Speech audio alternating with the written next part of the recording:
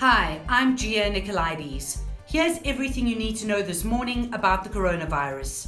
It's day 74 of the national lockdown, and now under level 3 of the regulations, schools will reopen in a phased approach, starting with grade 7s and 12s returning to class today. This has been delayed by a week as schools were expected to open last week.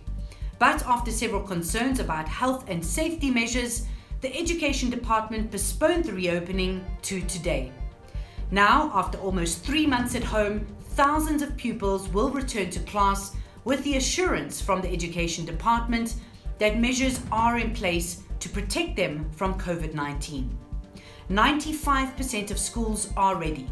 Parents will be consulted if a school isn't ready to reopen, and the department will make alternative arrangements for the remaining 5% of schools that aren't ready to reopen. The latest figures show that the death toll in South Africa is nearing the 1,000 mark, with 998 deaths. The total number of confirmed COVID-19 cases now stands at 48,285, and the recovery rate is just over 50%. This weekend, many South Africans were able to attend religious services for the first time in weeks, with a maximum of 50 people allowed to gather with strict social distancing protocols.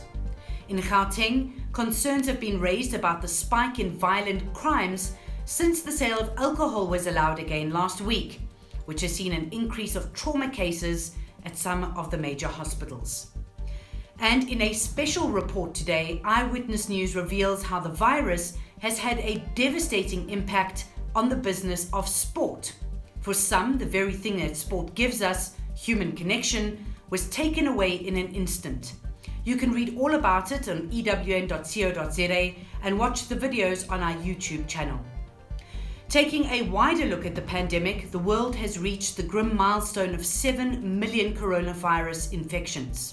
While daily deaths in Italy, one of Europe's worst hit countries, have dropped to 53, new infections in Russia continue to see a steep rise with almost 9,000 new cases over the past day. And New Zealand will move to its lowest level today. That means all restrictions within the country will be lifted. Only the borders will remain closed. For more on the pandemic, go to ewn.co.za/coronavirus and remember to like, share and subscribe to our YouTube channel.